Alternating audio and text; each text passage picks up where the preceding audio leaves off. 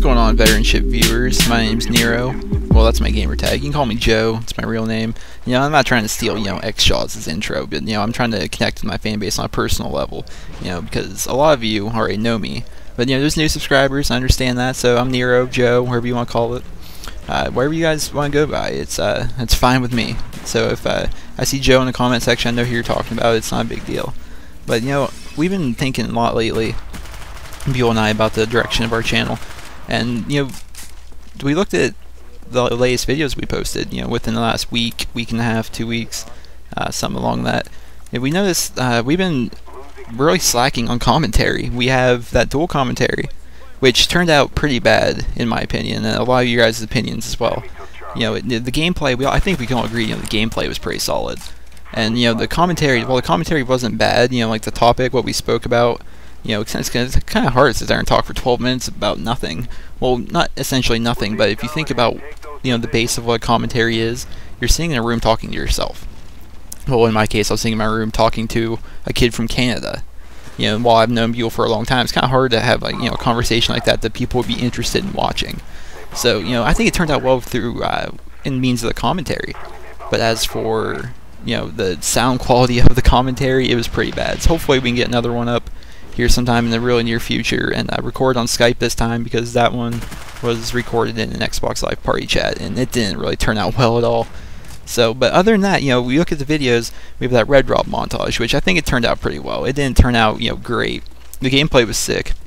But as for my editing, because I was the one that edited it, I don't think it was very amazing, because, I'm no pro editor, by any means.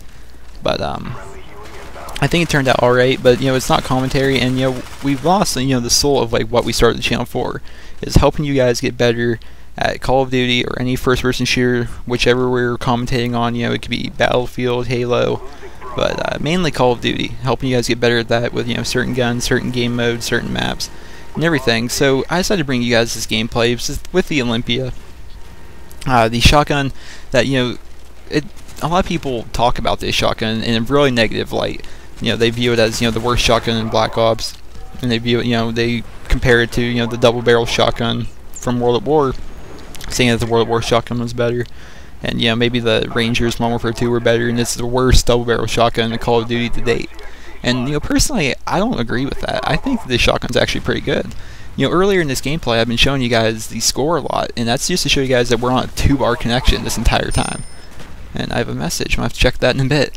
We, throughout this match, I keep showing the score to show the bad connection, because for whatever reason, everyone in the lobby is either on a 2 or 1 bar except for the host.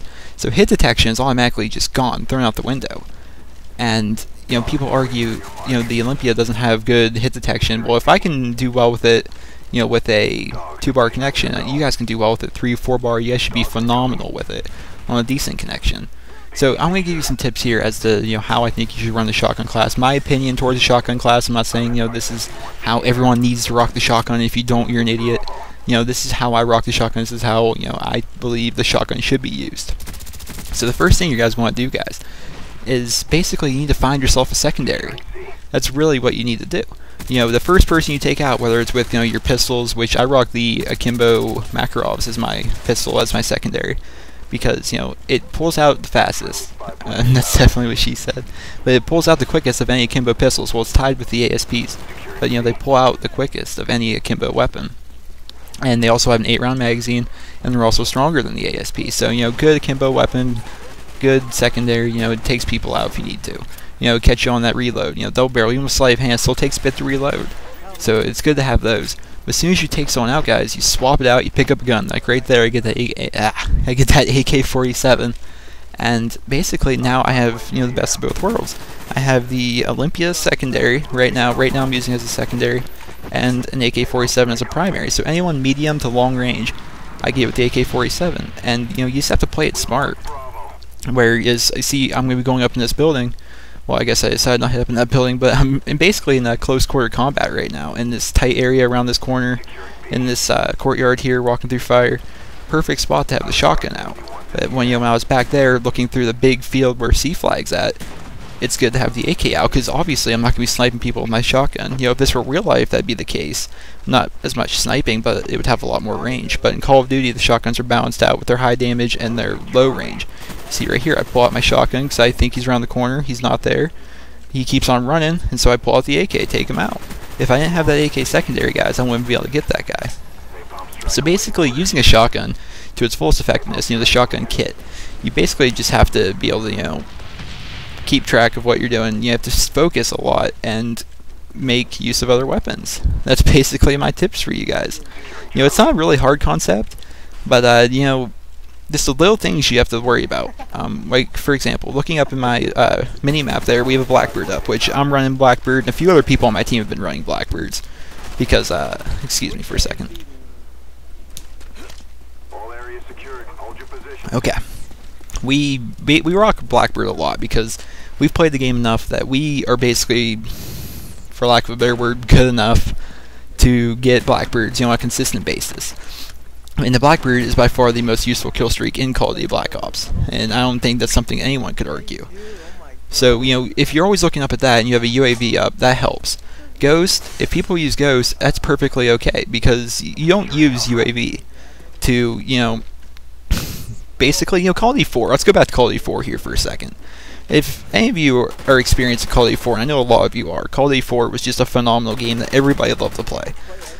But in Call of Duty 4, since the kill streaks were set up as 3, 4, 5, UAV, airstrike, and attack helicopter, everybody had UAV, which means everybody had a UAV up like almost all the time. Especially in games like Ground War, Domination, like 2 of my favorite game modes. So in Call of Duty 4, after a while, since the maps, they didn't really use too many map packs. They didn't have a wide variety of maps on that game. So eventually, you're sitting there, you're not even looking at your screen. You're sitting there looking at the mini-map and just playing that way, just running around looking for people like red dots up on the screen. In Call of Duty Black Ops, people don't like it. Or a lot of people don't like Call of Duty Black Ops because of the fact that people use Ghosts, and because a lot of people aren't showing up on their mini-maps, and it's kind of hard to find them. But here's my tip for you guys. You guys need to use Blackbirds. Building kill streaks. If you're having trouble finding people, UAV, counter UAV, Blackbird. The Blackbird's what you use to find people using your mini-map. The UAV, solely use it for finding out where they're spawning.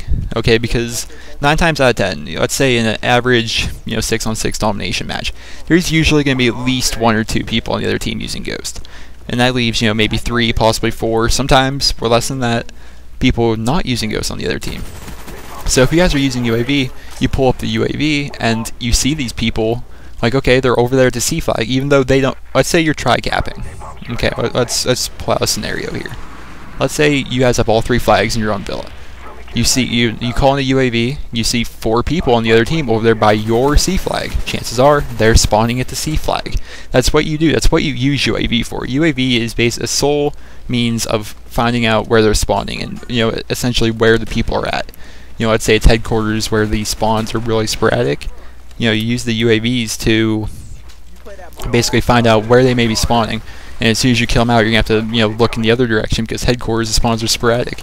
But Domination, the spawns aren't going to be very sporadic unless you completely just overrun their flag. Then they're going to spawn at the opposite flag across the map. So basically, that's my tips, guys. The gameplay is about to come to an end here.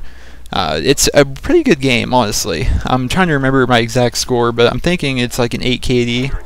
With the Olympia, which is pretty good. The Olympia, a lot of people think it's not a good gun, but if you use some of the tips, I didn't give you very many, but there honestly isn't that many tips to give.